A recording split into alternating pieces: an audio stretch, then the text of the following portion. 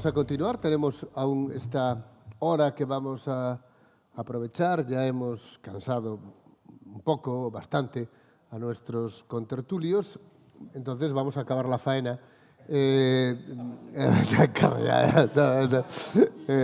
Siempre con el comentario y de verdad la observación de que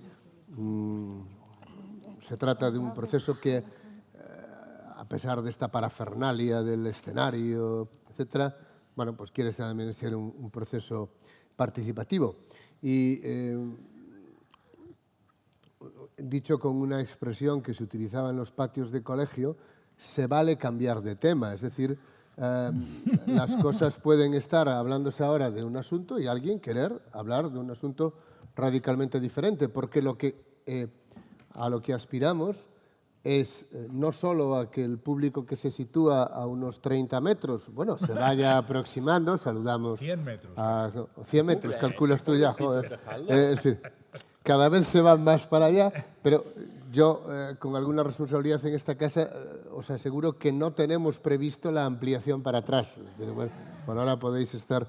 Bien, por tanto, eso, sí, que se trate los temas que se quieran, entre otras cosas porque se trata de poner cosas sobre la mesa, ideas, visiones, y la verdad es que las cosas, por lo menos bajo mi punto de vista, nos están yendo muy bien.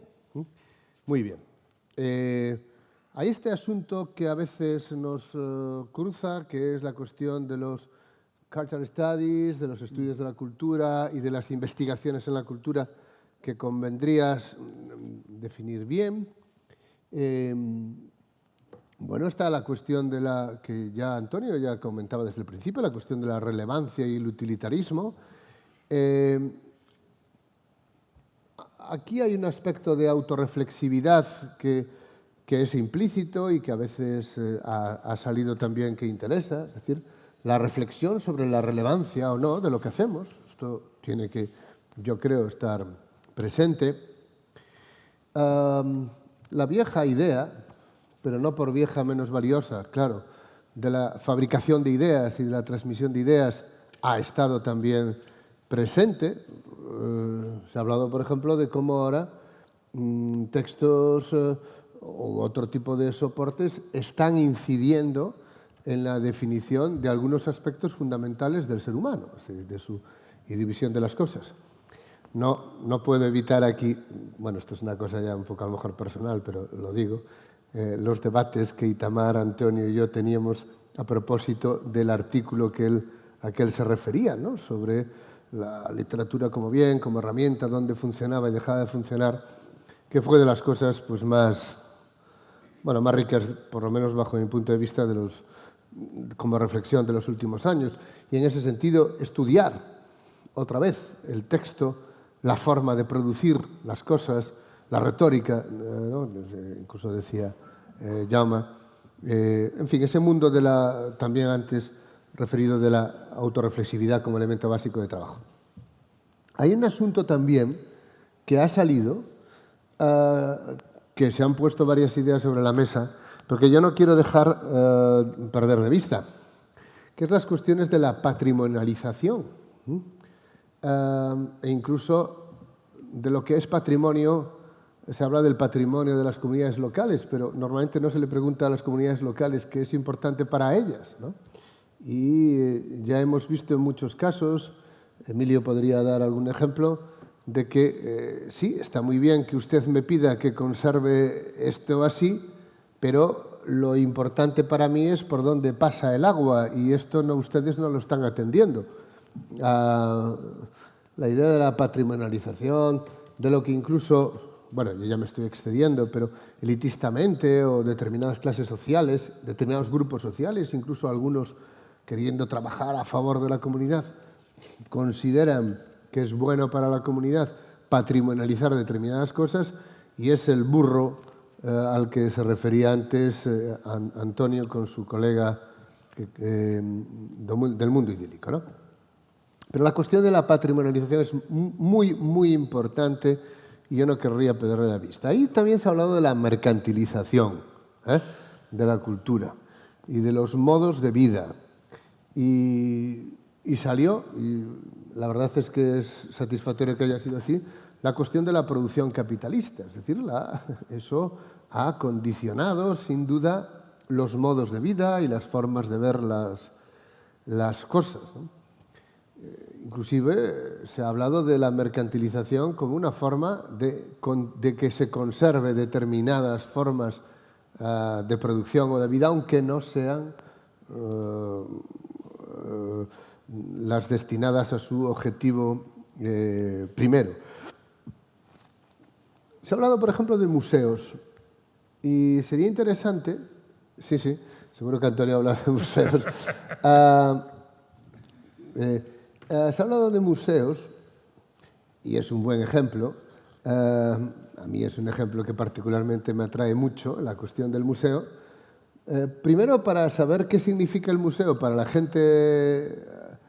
Cuando hablamos de la comunidad local, hay 50.000 comunidades, 50.000 identidades que se cruzan. Es evidente que no hay una idea monolítica, yo parto de esto, de la comunidad, pero es interesante saber qué significa un museo para los habitantes de un lugar y qué significa para los visitantes, ¿no? Yo podría dar algunos ejemplos, que no voy a dar, de este asunto, pero puedo decir que en general el museo no es muy importante como un bien de uso directo ni para los locales ni para los visitantes en muchos casos. Hablo de museos, por ejemplo, desde el punto de vista antropológico. O sea, no son importantes en su uso, pero si no tienen un museo no están en el mundo. Los bienes simbólicos ya sabemos que han funcionado de manera importante. Bueno, o por ejemplo, por poner otro caso, muchas veces en algunas sociedades no interesa lo que diga la literatura, lo que interesa es que exista, porque puede ser utilizada en un sentido u otro. Por cambiar también de asunto, pero no es una sugerencia para la mesa ni para las personas que nos están escuchando, convendría a lo mejor hoy o mañana profundizar un poco en los tipos de corpus, de universos a ser estudiados y los métodos con que puedan ser estudiados, ¿no? Es un asunto que ya estuvo presente en la mañana, pero podría volver ahí. Recuerdo también que salieron las cuestiones de las políticas públicas, ¿no? Bueno, yo aquí tengo algunas discrepancias sobre la cuestión de la planificación cultural, etcétera, porque dar dinero para algo es una forma de planificar, y de una forma de planificar, además, de la manera más directa que puede existir, ¿no? Lo que pasa es que después se consideran que unos productos son buenos y otros son menos buenos, en función de los intereses de cada quien, ¿no? Y se ha hablado de los recursos para enfrentarse al dolor, al absurdo, de muy diferente tipo, ¿no? Recursos que puedan incluso, pues, salvar vidas, o bien por lo que producen o bien por lo que significan. Bueno, son bastantes de los asuntos que se han hablado. Son las 6:05, nos queda más o menos una hora que podamos disfrutar, y yo, como ya es habitual en este encuentro, le doy en primer lugar la palabra a Antonio. Porque, o sea, se ha confirmado que yo soy un parlanchín imparable. Cosa que, por un lado, me sabe mal por todos los presentes, pero que a mí me satisface enorme. No que me satisfaga porque satisfago mi impulso natural a hablar, sino me satisface porque quiere decir que me encuentro en un entorno y con unos temas que me provocan cosas para pensar.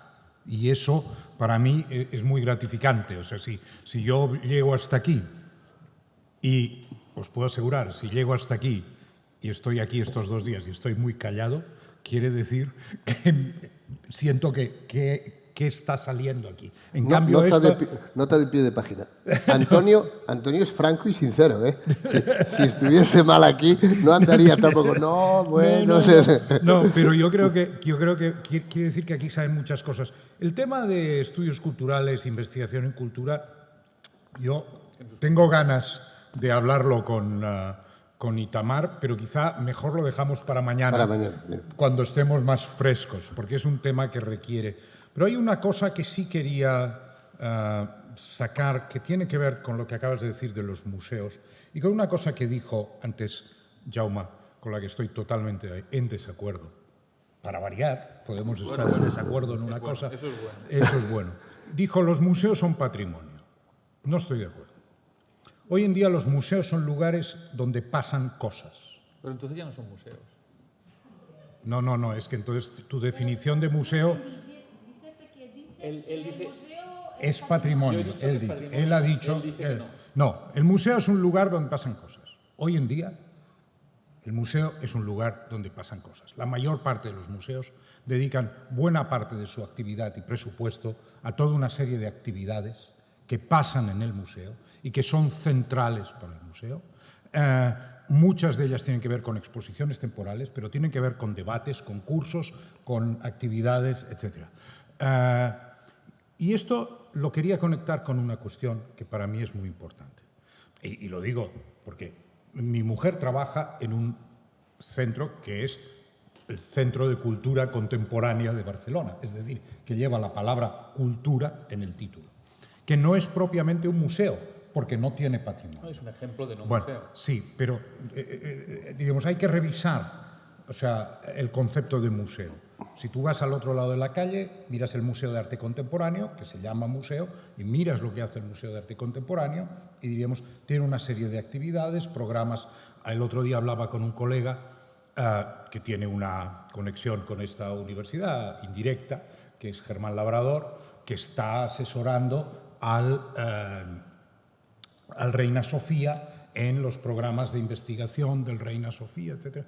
Es decir, el concepto de museo hoy en día abarca, diríamos, una serie. Y eso me lleva al tema que era del que quería hablar, que no era solo para discutirme con Jaume, un poco para animar la cosa, sino que era el problema de las instituciones. ¿De las qué? Instituciones. Es decir, esto de lo que estamos hablando, esto que llamamos cultura, tiene algunos aspectos que se produce gracias a unos organismos que llamamos instituciones. Instituciones de todo tipo. Instituciones que son academias, instituciones que son organizaciones que dan premios, instituciones... Pero estamos viviendo un momento donde por parte de la juventud hay una cierta desconfianza de los espacios institucionales. Eso se está viviendo en las ciudades donde las instituciones culturales tienen un peso y se está produciendo una cierta disociación entre espacios alternativos, ateneos populares, ¿no? Lugares de activismo, de producción cultural, etcétera, porque, diríamos, las instituciones más hegemónicas, más históricas, más canónicas, son vistas con una cierta suspicacia. Y todo aquello que gira alrededor de esa cultura subvencionada, es decir, una cultura que tiene unos apoyos públicos, etcétera, es visto como algo que de alguna manera está vendido al poder, ¿no? Está al servicio de unos intereses sospechosos de entrada, como estamos nosotros, que cobramos un sueldo como funcionarios, ¿no? Yo creo que hay un debate muy importante a hacer sobre la utilización y el aprovechamiento de las instituciones como plataformas para el cambio. Cuando estamos hablando de que la universidad es un espacio complicado por sus inercias, por sus dinámicas, por sus mezquindades, si queremos. Es un espacio complicado para la transformación de ciertas cosas. Y en cambio se están produciendo muchas dinámicas de cambio en espacios institucionales extrauniversitarios, como pueden ser los museos, centros de cultura, bibliotecas, ¿no? Yo creo que es necesario hablando de hacer activismo, a partir de la base de que este era un país muy precario en instituciones. No habían herramientas institucionales para hacer muchas cosas que ahora no disponemos de esas herramientas. No había instituciones de apoyo a las letras, no había instituciones... y yo creo que la dinámica de la crítica institucional, que viene en los años 60, y una cierta dinámica de sospecha, ¿no?, sobre el establishment institucional, nos podría llevar a desaprovechar la utilidad de herramientas que están al servicio del ciudadano, ¿no?, fundamentalmente, y que deberían ser ocupadas, ¿no?, que deberían ser aprovechadas para utilizarlas como plataformas de revisión y de cambio de dinámicas culturales, como está pasando en muchos museos, como diríamos, son lugares donde se pone sobre la mesa temas de discusión, debates, redefiniciones de problemáticas sociales imperiosas, porque muchas de estas instituciones tienen, diríamos, más facilidad de adaptarse a las discusiones que importan en la calle que lo que ocurre con la universidad, que a veces funciona con un cierto autismo, ¿no? Y tienen mucha más capacidad de incidencia, es decir, de conexión con el público a veces, de generar actividad que va a tener un eco público. Y por lo tanto, yo creo que aquí, digamos, hablar de cultura es algo que no se puede hacer separándolo, ¿no?, no solo estamos hablando de colectividades, de comunidades, no solo estamos hablando de actores, estamos hablando también de instituciones, de un entramado, de una serie de redes institucionales. Y hay tipos de instituciones que son más o menos invisibles, lo que hablábamos con Raquefe, las formas institucionales de acreditación de ciertas actividades, de profesiones, etc. Y hay instituciones que por su visibilidad, incluso patrimonial, ¿no?, son muy evidentes. Algunas responden a dinámicas puramente de preservación, ¿no? Eso está ahí, esto se conserva allí, esto se pone allí. Pero en muchas otras lo que estamos viendo es precisamente que esos son lugares donde pasan cosas, donde hay una capacidad de incidencia. Y por eso quería insistir en esta idea de que yo no veo el museo con una definición diferente de museo, de la que tú usabas. Porque para mí el museo hoy en día, de hecho, los debates dentro de los espacios de administración y gestión sobre el museo van en esa dirección. Los directores de museos no ven sus museos solamente como lugares de preservación. Ven eso como lugares de investigación, ven eso como lugares educativos, ven eso como lugares, ¿no?, de actividad social en general. Yo creo que esas dinámicas institucionales son interesantes porque permiten un aprovechamiento. ¿Tú, Jaume, quieres comentar algo? Tengo que formularlo. Está bien, Mañana por la mañana. Clara. Pero Clara sí quiere comentar alguna cosa. Yo quiero, porque para...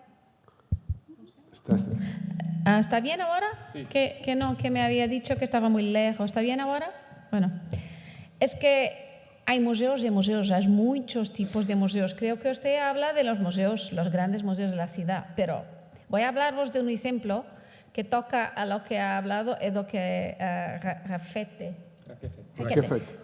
Discúlpame, me ha hablado también. Y yo trabajé, uno de los proyectos en que trabajé hace un rato, hace 20 años, fue la trasladación de una aldea no se dice en castellano. Sí, se dice. Bueno, de una aldea en Alentejo, en la parte sur de Portugal, que ha sido toda trasladada por causa de la construcción de una barragem. La barragem de Alqueva es supuesto ser el lago mayor de Europa, el lago artificial. Esta aldea, que era una aldea con 300 personas, habíamos trasladado toda la aldea, también el cementerio. Fue un proyecto donde trabajé durante 6 años.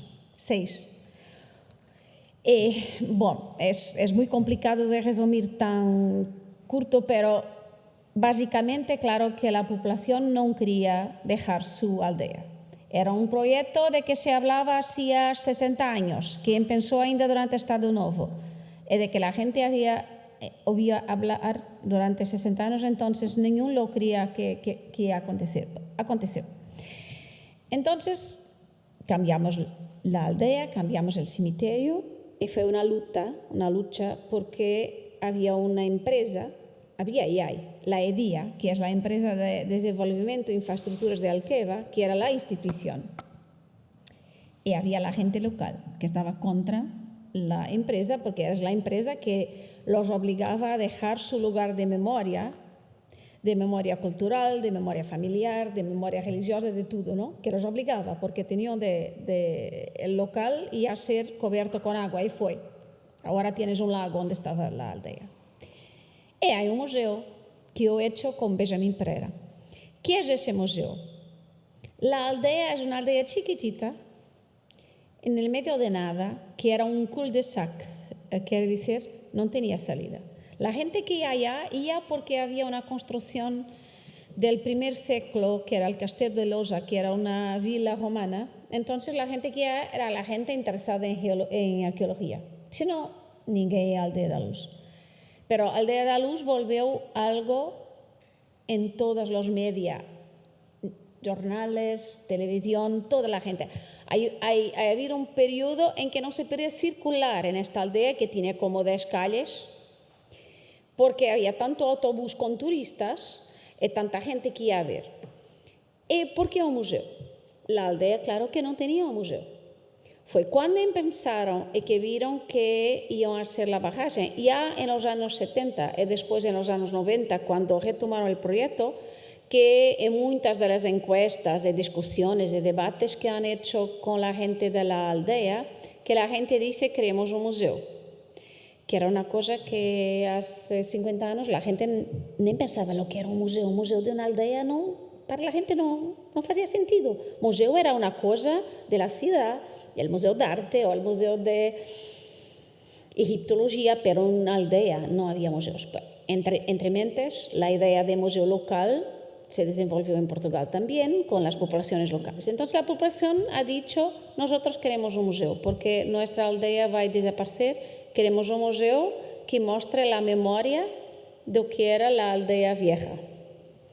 Y lo hacíamos un museo, que está allá, es el Museo de Luz, que usted puede visitar y que tiene un site. Es un museo chiquitito, una aldea muy chiquitita. Y es aquí que yo quería contestar un poco lo que ha dicho sobre actores e instituciones. Por un lado, es un museo de una institución, porque fue la EDIA que pagó este museo. ¿Okay? Porque cuesta dinero, ¿no? El edificio fue hecho. Y lo que es interesante es que la empresa EDIA ha hecho un museo, pero ni pensaron que no había nada para poner dentro. Ha sido el edificio y más nada. Cuando empecé a trabajar allá, empecé a trabajar por causa de la trasladación del cementerio, que los arquitectos que hacían el cementerio nuevo necesitaban de un antropólogo que trabajase sobre la muerte, y fue así que entré en ese proyecto en 1996. Y cuando empecé a trabajar por el cementerio, dice, bueno, están haciendo un museo y ¿qué van a por dentro? No tenemos nada. Entonces, pero la gente local, los actores locales, habían hecho un museo informal entre ellos, habían collido unas cosas y habían hecho un museo que no era un museo, era una casa vacía donde habían ponido unas cosas. Entonces, entonces empezó una otra lucha personal mía para convencer a EDIA que era necesario hacer un proyecto de museo con una colecta hecha con la gente, en que la gente participase para hacer su museo, que sería la memoria de la aldea que iba a desaparecer. Bueno, conseguimos hacerlo. Y el museo tiene ahora muchas cosas, las cosas que la gente de Luz de la aldea han dado, y habíamos hecho también un archivo de imagen con el último año de vida de la aldea, con todos los ciclos de agricultura, de pastoreo, de todo, está allá. Y la idea de Benjamín Pereira, que es el museólogo ese viejo que ya se murió, que era un fundador del Museo de Etnología, que era un excelente museólogo, su idea era que el museo tenía de ser no un museo de la institución que la había pagado, sino de la población local, que sería reconfortada por esos elementos que estarían en el museo, visto que pasaron por ese trauma de dejar su aldea forzadamente. Y su idea funcionó al inicio. Al inicio, la gente de la aldea, cada vez que venía un vecino, una familia de lejos, un amigo para ver la nueva aldea, los llevaban al museo y mostraban, por ejemplo, el filme que pasaba diciendo, mira, soy yo que estoy allá cortando, tosquiando las ovejas, soy yo. Entonces, las imágenes y las cosas que estaban en el museo era un motivo de orgullo de la comunidad. Era una cosa, por un lado, individual, porque cada uno contribuyó, pero era una cosa de la memoria colectiva, ¿no? Ahora creo que 20 años son pasados y la gente local no va más al museo. El museo ahora es un museo más por la gente que viene de fuera y que va a ver el museo en la aldea que para los de la aldea que participaron en su construcción simbólica, ¿no? Entonces, es un museo diferente de esos museos de que hablaba, que organizan debates, que organizan exposiciones, pero que organizan también eventos culturales. En una aldea perdida en el medio del Alentejo, como hay muchísimos museos ahora aquí también en España, museos locales no tienen esa dinámica, porque no tiene ese público, no tiene esa capacidad de tener siempre una dinámica, disculpen repetir la palabra, pero una dinámica que traga gente. Pero el museo tiene una función. Si es patrimonio o no, esa es una cosa que podíamos discutir. Lo que está dentro sí es patrimonio, pero la propia noción de patrimonio aquí es discutible porque, como decía... Discúlpame que nunca sé. Raquefet. Decía, yo había tenido un episodio que era exactamente lo que has hablado. Nosotros, cuando la vieja aldea se acabó y fue cerrada, porque la aldea vieja fue toda destruida, toda, antes que el agua venga. Y habíamos dicho a la gente, mira, lo que no quieren, dejen en sus casas, que nos pasaremos para ver lo que les interesa por el museo. Y había uno de los hombres allá que tenía una talla, no sé si se dice talla en español, una talla por la calle para pintarlas con cal, sí, con cal los muros. Y tenía una vieja talla que era bonita, que era utilizada, claro. Porque por los museos de antropología es más valioso una cosa que fue utilizada, que ha tenido una función, que ha sido tocada y utilizada por la gente. Entonces le decíamos, mira, señor Batista, déjalo allá que después pasamos a cogerlo. Bueno, un mes más tarde, toda la gente se había partido a la aldea y nosotros, yo y Benjamín, pasábamos con el coche, no era un coche, era un pick-up de esta empresa, y día para coger las cosas para llevar, para restaurar para el museo. Y teníamos esa talla de cal. Y el señor Batista, que tenía todavía sus ovejas en la vieja aldea, venía atrás de nosotros y vio su talla dentro del pick-up. Y se salió y ve a hablar con nosotros y dice, mira, pero esa es mi talla. Dice, sí, claro, pero nos ha dicho que no la quería, que iba a poner en basura. Entonces, si iba a poner en basura, nosotros la recuperamos por el museo. Y claro que nos dice, sí, yo no la quería, era basura, pero ahora que usted piensa que es bueno para el museo, entonces yo la quiero. Quiere decir, el facto que nosotros consideramos ese bien cultural como algo que debía ser patrimonializado, porque ya para un museo, cambió completamente la visión que este hombre tenía de esa pieza que iba a botar en basura. Es lo que la colega ha hablado hace un poquito. Pero, para terminar, creo que este ejemplo de luz, que es muy ancho y que podríamos hablar durante horas, es un buen ejemplo de conflicto entre lo que el museo es para una institución, en este caso la empresa que lo ha hecho, que ha hecho la bagaje, Y la gente que habitaba la vieja aldea, que habita ahora la nueva aldea dista 3 kilómetros, solo la vieja estaba abajo, la nueva está en una cota más alta. Y la diferencia entre lo que es por la institución empresa que lo ha pagado, que lo ha hecho, y la gente que habita allá, y para quien ese museo tiene un lado psicológicamente muy, muy relevante. No solo como patrimonio, pero como bien cultural que los transportaba un poco a una memoria colectiva que se fue cuando se destruyó la aldea y sobre todo cuando se destruyó el cementerio, porque los cementerios son el local por excelencia de la memoria colectiva, ¿no? Era solo para dar este ejemplo porque creo que es muy importante en esta cuestión de grande, pequeño museo, relaciones con actores y con comunidad y con las instituciones. No sé. Antonio. Sí, es que esto que señalas es muy importante porque cuando hablamos de museos hablamos de instituciones de tipos muy distintos. Yo he publicado un par de artículos sobre por qué no hay en España un museo de la guerra civil. Hay muchos museos locales en lugares de frente de la guerra, pero no hay un museo de la guerra civil. Es decir, hay una función del museo que es una función memorial, no patrimonial, sino una función memorial, ¿no? Y hay memoriales que no son museos. Hay memoriales que no son museos y hay museos que son memoriales. El proceso de memorialización, que culturalmente es muy importante, el proceso de memorialización de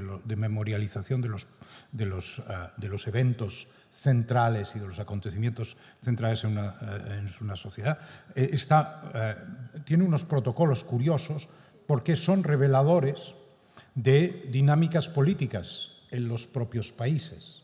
Es decir, el Imperial War Museum en Londres se empezó a construir el año 1917, antes de acabar la Primera Guerra Mundial, haciendo un llamado a toda la población que aportara documentos, cartas, fotografías y objetos, la ropa que llevaban, objetos que comían, todo eso que fuera recopilándose, lo cual convierte el Imperial War Museum en un gran museo antropológico de la experiencia de la guerra para los ciudadanos británicos, ¿no? El Museo del Cerco de Leningrado se empezó a construir cuando todavía no había acabado la Segunda Guerra Mundial. O sea, todavía no había acabado la Segunda Guerra Mundial y el Leningrado se empezó. Lo que pasa es que ese museo Stalin lo desmanteló, ¿no? En Nueva York, después de la caída de las Torres Gemelas, el Museo de Historia de la Ciudad y varias organizaciones de la ciudad enviaron unos equipos de antropólogos y expertos en museografía mientras se estaba vaciando el agujero de la caída de las Torres Gemelas para seleccionar objetos que serían enviados al futuro Museo Memorial de la caída de las Torres. Eso en medio del propio proceso. Entonces, a mí me interesa mucho esta idea de que es revelador sobre una determinada cultura de la memoria, cómo unas sociedades entran en una dinámica de se empezó en ese momento a hacer historias orales, entrevistando gente que explicaran su experiencia del atentado, ¿no? Todo esto son procesos que son importantes porque estamos hablando de que la creación de una memoria colectiva es la creación de una identidad cultural. Es decir, la identidad y memoria van juntos. O sea, un pueblo, una comunidad, es una memoria, ¿no? Igual que un individuo, ¿no? Un individuo es una memoria y un código genético. Las dos cosas van juntas y tenemos un individuo. Entonces, los museos no son puramente un lugar donde unas cosas se depositan. En Barcelona tenemos un museo de historia de Cataluña que no tiene patrimonio. Y Tamar lo conoce, es un museo donde todos son simulaciones, todos son... No, es presencial, pero son instalaciones falsas, es como una especie de... Bueno, falsas, sí, son instalaciones pedagógicas, reconstrucciones. Es decir, tiene una función pedagógica. Construyamos un museo de la historia de Cataluña, no con los objetos históricos, patrimoniales, que están repartidos por toda Cataluña, sino con reconstrucciones de esos distintos para construir el relato histórico. Es parte del proceso de construcción de la identidad nacional, ¿no? Diríamos, son procesos institucionales, son procesos fundamentales, ¿no? Para los pueblos. Es tan importante esto como los libros de historia que se escriben, porque probablemente un museo será visitado por mucha más gente de la que leerá cualquier libro de historia o de lo que sea, ¿no? Entonces, diríamos, en ese proceso yo creo que los museos, que en algunos casos pueden tener, diríamos, ese elemento de preservación, en realidad son lugares donde pasan cosas y son lugares que hacen cosas, que tienen un efecto, como tú señalabas, para la comunidad importante, y la comunidad puede ser la comunidad local, pero puede ser la comunidad nacional, ¿no? Los museos, yo he visitado un número considerable de museos militares rusos. Los museos militares en Rusia tienen una función importantísima en la construcción del relato sobre la memoria, sobre todo de la Segunda Guerra Mundial, de la Gran Guerra Patria, ¿no? Y diríamos, ese proceso, ¿no?, es un proceso político, ¿no? Yo creo que es importante ver que ese tipo de instituciones son, ¿no?, instituciones que tienen un efecto en la constitución de una determinada sociedad fundamental. Y entonces, por eso yo sugería que, ¿no?, repensemos el museo como, igual que la biblioteca no es simplemente un lugar donde hay libros y la gente va a leer, sino que hoy en día las bibliotecas son muchas otras cosas, pues yo creo que también, y por eso, digamos, me preocupa si apartamos esas instituciones como un lugar, ¿no?, con una función puramente patrimonial, es decir, con una idea de cultura como bienes. Los museos no son solo cultura como bienes, los museos son herramientas donde pasan cosas. Algunos. ¿No? Bueno, yo diría que pasan un tipo de cosas u otras, pero la mayoría de los museos pasan cosas. Emilio. Todas estamos en la academia porque hemos vuelto al principio. Es decir, si antes ya no teníamos muy claro lo que era cultura o no, ahora ya con lo del patrimonio y la relación con la cultura, pues parece que está más complicada la cosa, ¿no? Yo creo que un museo donde pasan cosas es patrimonio. Otra cosa es que esté patrimonializado, que creo que es la parte negativa. Es decir, aquí tenemos un ejemplo que comentaba antes el profesor Elías Torres, refiriéndose a mí, es decir, que es el caso de los hórreos o de los espiellos en Portugal. Es patrimonio, sí, evidentemente es patrimonio, pero es un patrimonio puramente estructural, es decir, su función prácticamente ha desaparecido. Es decir, no se produce el maíz grano, etcétera, etcétera. Es decir, que en 90% de los casos la función desapareció. Y, sin embargo, hay programas de ayudas a su restauración. ¿Qué ocurre? Que los recursos son finitos, entonces lo que gastamos en arreglar un hórreo, pues a lo mejor no tenemos para asfaltar el camino de la aldea. ¿Qué ocurre? Que los de la aldea son más tontos, tienen menos gusto y prefieren que le asfalten el camino y que no le arreglen el hórreo. No creo que sea cuestión de gustos, será cuestión de vivir, es decir, como hablaba Antonio, sí, usted consérveme los burros, pero póngame un coche. Pues esto es exactamente igual, ¿no? Entonces, eso creo que es decir, para mí es importante separar entre patrimonio y patrimonialización. Normalmente la patrimonialización lo que lleva es una especie como de, bueno, de lo que hablamos antes, de folcloralización, de parque temático, tiene que ver también con esos procesos que, como también dijo Antonio, de colonización no siempre vienen del exterior. En este caso incluso los podemos considerar como procesos de colonización desde lo urbano hacia lo rural, donde se impone la visión urbana frente a la rural. Entonces, yo creo que es importante separar eso porque, insisto, consume recursos. Y yo no soy experto en el tema, pero también creo que el patrimonio no tiene por qué ser objetos físicos.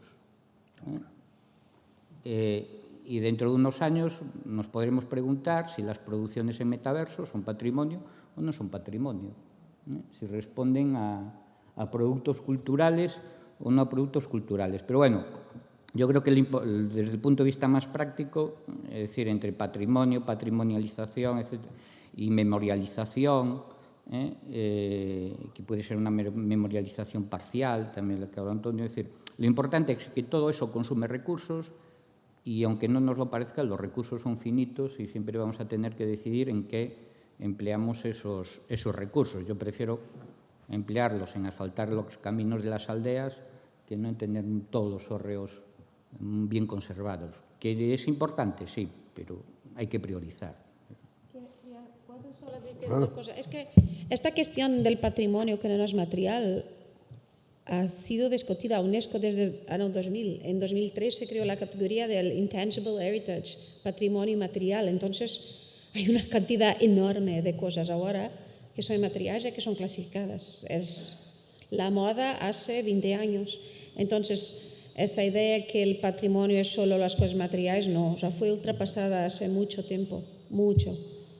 Ahora la cuestión es justamente, hizo que decía yo antes, que de repente todo es patrimonio. Es por un lado el patrimonio construido, ¿no?, monumental, y después todas las cosas que son patrimonio inmaterial. Y todo puede ser patrimonio inmaterial. Yo, para mí, como antropóloga, es muy difícil hacer un patrimonio inmaterial sin algo material y viceversa. La grande mayoría de las veces las cosas están conectadas porque tienes lo que llamamos en inglés el know-how, o saber hacer. El saber hacer, que es inmaterial, está normalmente ligado a algo que es tangible, que es tocable, que es material, ¿no? Entonces, esa es una gran discusión, la cuestión de la inmaterialidad. Seguro que sí, que hay mucha cosa. Y por eso, pero mira, cuando UNESCO creó esa categoría en 2003, la creó para tradiciones y saber hacer que estaban en riesgo de desaparecer. ¿Okay? Por ejemplo, cosas que un viejo en Bali sabía hacer y que se no pasaban a sus jóvenes. El saber hacer, la arte de saber hacer, o un cántico que se transmitía, por ejemplo, solo oralmente. Hablamos mucho de culturas que no tenían escrita, por ejemplo. Si no se clasificaba, se salvaba, corría el peligro de desaparecer. Muy bien, fue así quien pensó toda esa cuestión del patrimonio inmaterial. Bueno, 20 años, más que 20 años volvieron, y ahora todo es patrimonio inmaterial. Por ejemplo, el fado portugués ha sido clasificado por UNESCO como patrimonio inmaterial. No está en riesgo de desaparecer, de todo. Basta ir a Lisboa, a Coimbra, y tiene tiendas que no acaban más donde se canta el fado. El mismo con la dieta mediterránea, que ha sido clasificada también hace unos años por UNESCO. También no corre el riesgo de desaparecer porque ahora entonces, con la cuestión de las dietas más saludables, la dieta mediterránea volvió, ahora es moda, ¿no? Que yo cuando era chiquitita decían que, por ejemplo, el aceite de oliva era muy malo por la salud, ¿no? Entonces, ahora no. Entonces, todo eso está, más una vez, discúlpame, pero volvemos a la cuestión de las modas de la mercantilización de la cultura. También aquí en el patrimonio material, ¿no? Hay siempre una relación. Es eso que, yo vuelvo al mismo, pero yo creo que una de las lecciones que podemos tirar, o que deberíamos tirar, creo que no vamos a tirar porque los humanos, discúlpeme, pero no aprendemos. Somos peores que las galinas. Porque las galinas, si les das maíz, saben dónde ir a procurar el maíz y lo van al mismo lugar. Nosotros no aprendemos con los hijos. Yo creo que estos 2 años de COVID han mostrado eso, ¿no? Que al inicio toda la gente decía, qué bueno, ahora porque la gente no se puede mover, porque ahora los golfinhos volvieron a Venecia, locura, no había golfinhos en Venecia, pero bueno, el ar estaba menos poluido en China, en todo el lado, y vamos a aprender con eso. Claro que no, el COVID no terminó, pero ahora tienes los paquetes de cruceros más que antes que cruzan los mares, que son, como sabemos, altamente poluentes. Tenemos toda esta cuestión de la turistificación y mercantilización de la cultura, de los museos, del patrimonio, que ha hecho un boom, porque no solo no aprendemos con los egos, pero también tenemos ese efecto muy humano que es, fomos privados de esto durante 18 meses, ahora vamos a hacerle boom, boom, boom, unos atrás de los otros. Y esto es la verdad. Entonces, yo creo que cuando hablamos de cultura tenemos de estar conscientes de que somos humanos y que somos así. ¿Y cómo vamos a cambiar eso? Parte de eso después es todas las disputas de que hablamos hoy por la mañana, de discursos académicos que se pelean, que hacen lucha para ser más hegemónicos que los otros. Y yo soy muy realista. Yo creo que la naturaleza humana es muy compleja. Nosotros somos animales muy territoriales y eso se ve en todo, porque el territorio es cultura, pero es también biológico, ¿no? Un poco, sí, pero nosotros culturalizamos ese lado más natural, biológico, como los otros animales tienen, ¿no? Pero nosotros, como hacemos más cosas que un león o que un gato que tenemos en casa, complicamos más la cosa. Yo creo que somos verdaderamente el animal más complicado del mundo, sin duda. Y vosotros podéis decir, sí, pero somos más inteligentes. Sí, pero ¿qué es que la inteligencia nos ha traído hasta ahora? Claro que tenemos todo el desarrollo tecnológico, cultural, volvemos a la cultura, etcétera, etcétera. Pero hay muchas cosas que yo creo que todavía no habíamos aprendido y que no iremos a aprender. Una aclaración y Raquefet.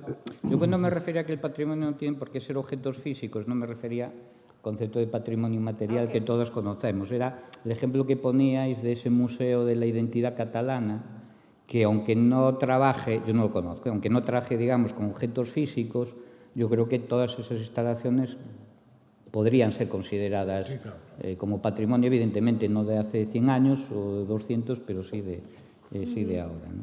Ok. Raquefet.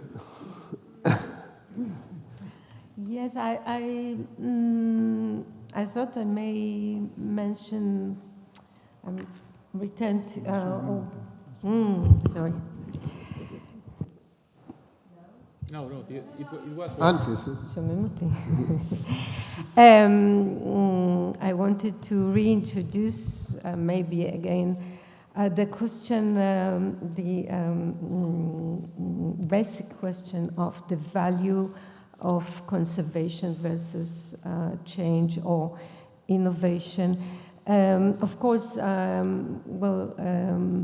patrimonialization is an important dynamics of culture, and of course it is usually an institutional thing, but I just want to mention that institutions are not always there for conservation. Often museums, like art museums, they have a section of patrimonialization, of the creation of the canon, as well as the section of presenting new inventions and acting as forerunners of new options. So first of all, I thought we should remember that institutionalization does not necessarily mean always patrimonialization. But I wanted to mention again that the question of the value of conservation, of retention, of cultural retention. This could be, this often happens without specific institutions. We find these dynamics in everyday life. Again, I want to, this reminds me of a very nice work by another anthropologist, Grant McCracken, who introduced, at least opened my eyes to the idea of the patina mechanism. So in every culture, we can see that a certain he was talking about old-fashioned families that gained their prestige by retention of the old artifacts, the old ways of life, like the old money, as a way of distinction from those nouveau riches, from the people, from the new money, from the people who do not have this longevity of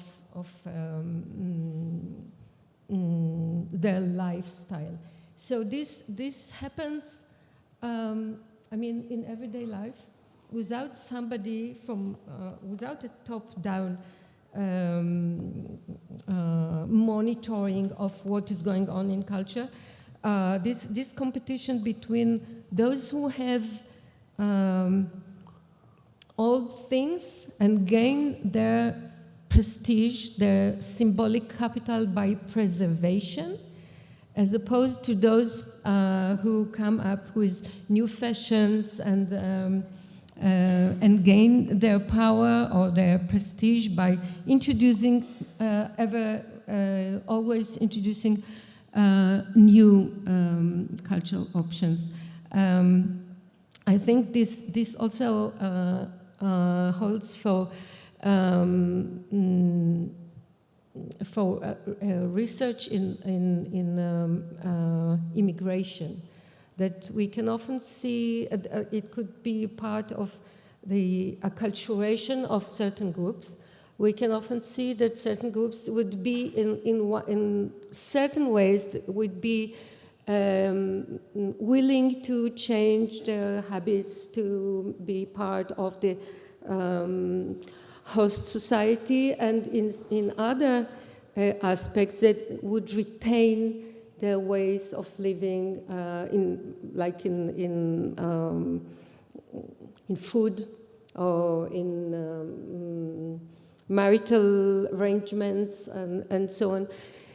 So I just wanted to make this point that the question who gains from preservation, from cultural preservation, is broader than just the question of making, the institutional making of heritage. Uh-huh. Carmen, quería intervenir. Tenemos también alguna pregunta en el chat que después formularé.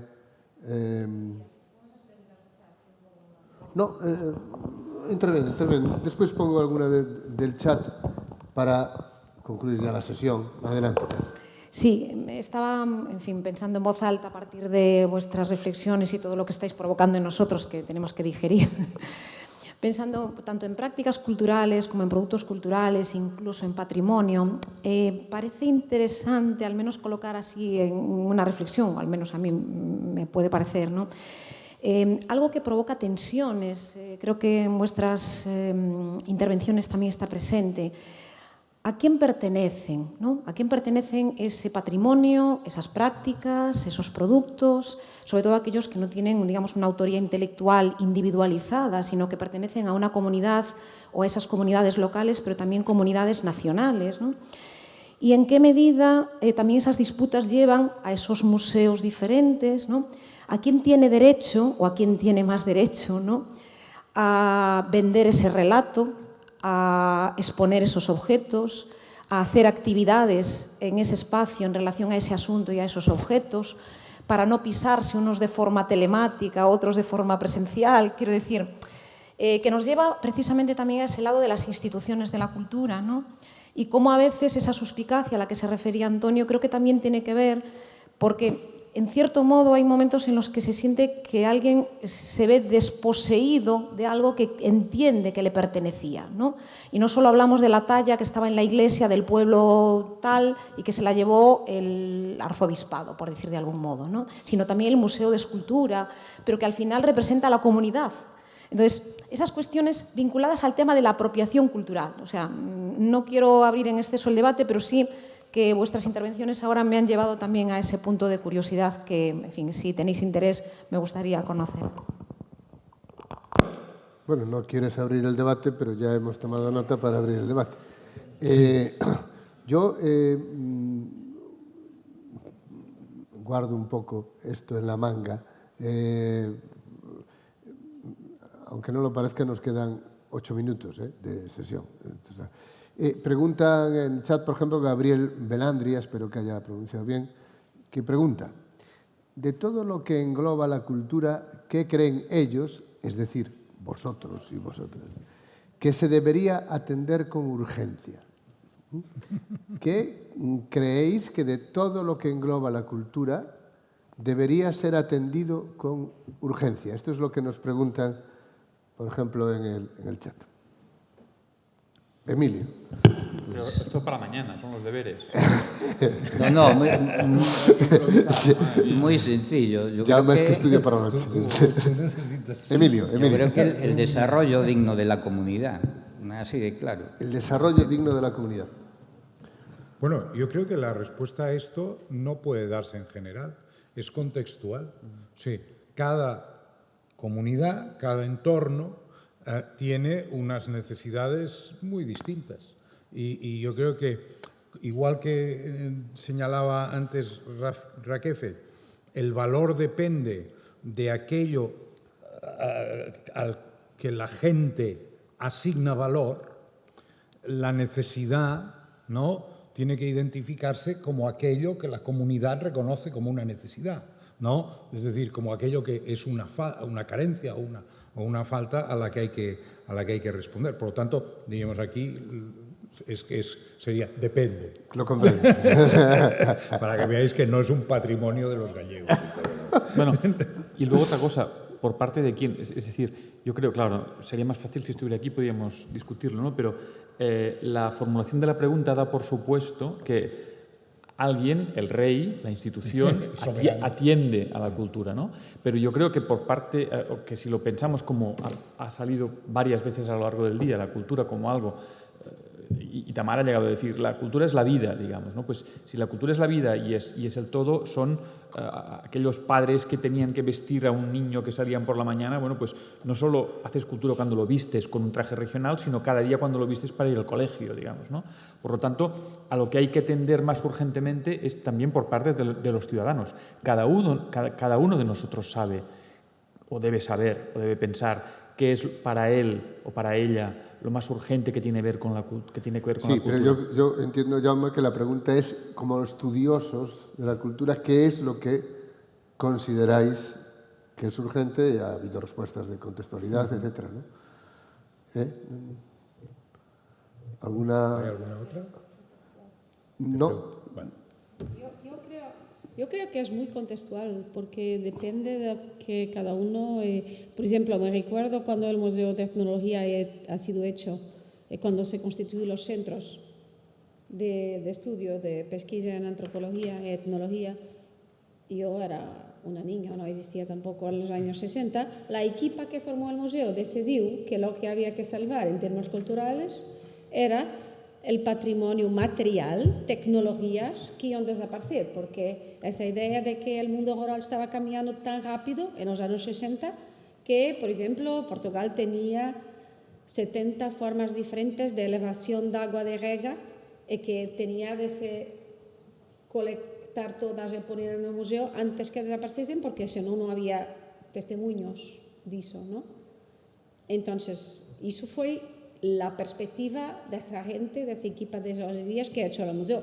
Si lo hiciesen ahora, se calhar tenía una perspectiva diferente. Entonces, creo que es dependiente de contexto histórico y de la decisión política también de la ideología de quien piensa la cultura. Creo que eso es claro si pensamos en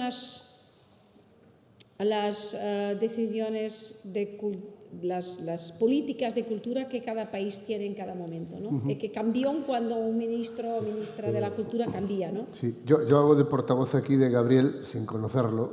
Yo creo que lo que dices desde vuestra perspectiva, que es lo que hay que estudiar con urgencia. Esto es lo que... Para mí hay una cuestión imperativa ahora. O sea, miremos las protestas en Irán. Las protestas en Irán responden al hecho de que las mujeres en Irán no disponen del repertorio de opciones de vida del cual disponen mujeres en otra parte del mundo. No, por eso digo que es tremendamente contextual. En el entorno del feminismo en los países democráticos occidentales, el debate es cuál es el estatus de las personas trans, por ejemplo, y cuáles son las opciones de vida para las personas trans.